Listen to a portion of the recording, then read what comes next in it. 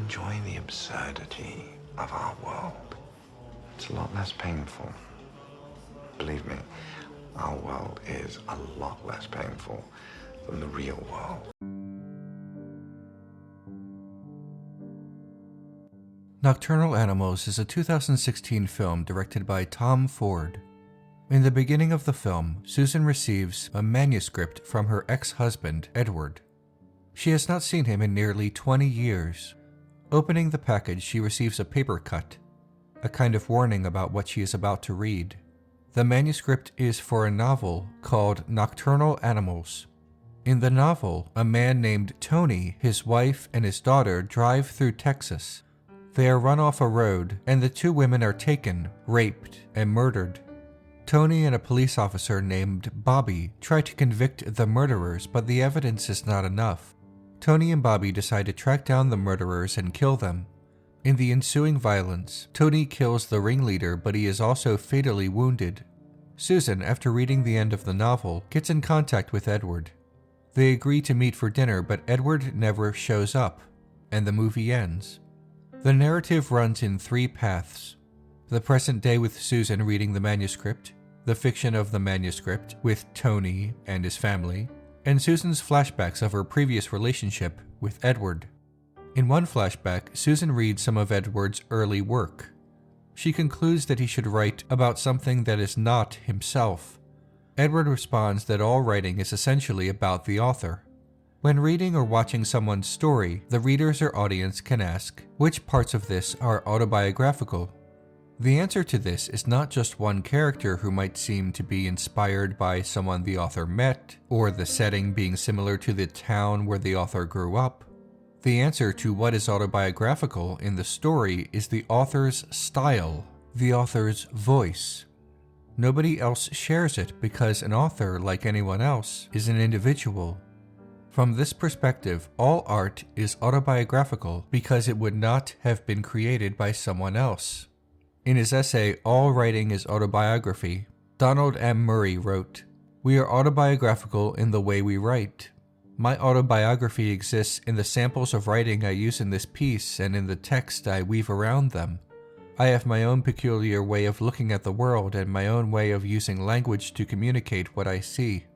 My voice is the product of Scottish genes and a Yankee environment, of Baptist sermons and the newspaper city room, of all the languages I have heard and spoken.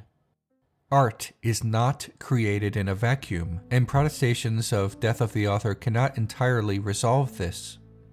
In the film, Edward and Susan eventually get divorced. He writes a novel that is not explicitly about his life, but still remains autobiographical. Susan leaves Edward because she believes he is directionless. He takes that to mean what her mother said of him, that he is weak.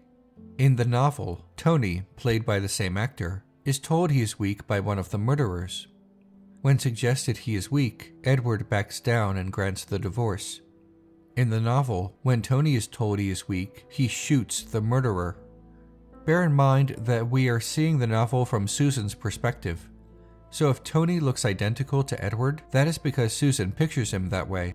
She connects that this is a personal story to Edward, even though she wanted him to do the opposite of this.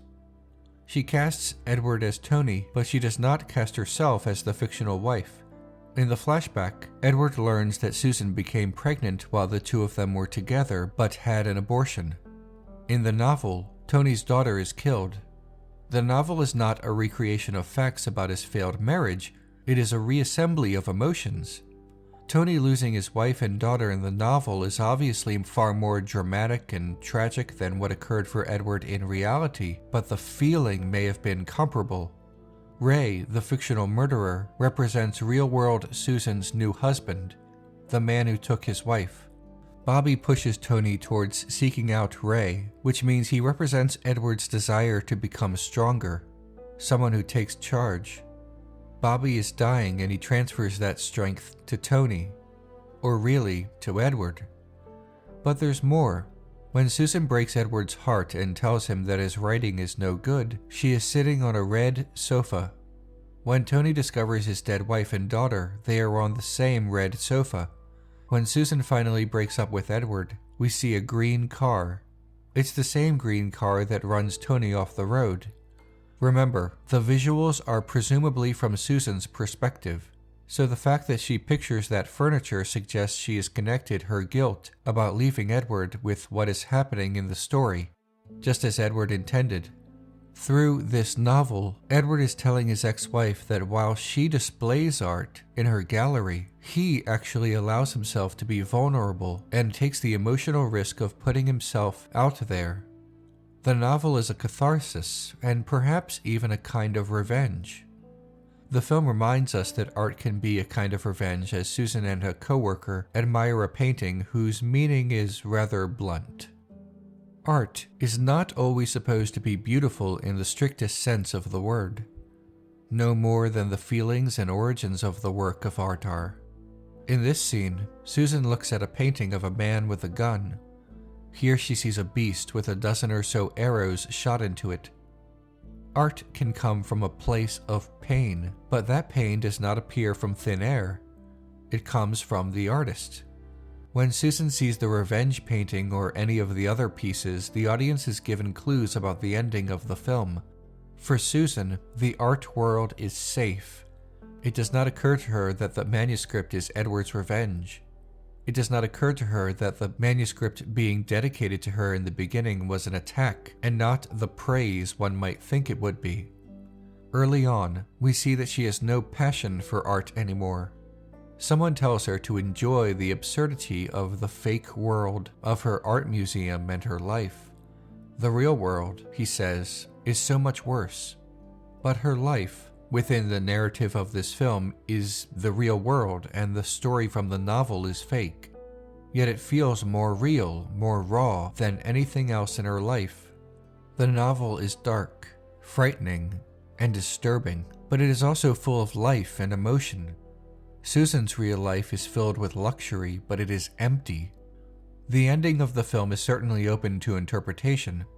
The director himself, in an interview, tells us that it could be a number of things. The most obvious way of perceiving Edward ghosting Susan is that this is a kind of revenge. But how far does he go? Was his revenge making her fall in love with him all over again through his writing and through guilt, only to not show up for their dinner date? Or is his revenge that, right after agreeing to dinner, he commits suicide? Tony dies in the novel.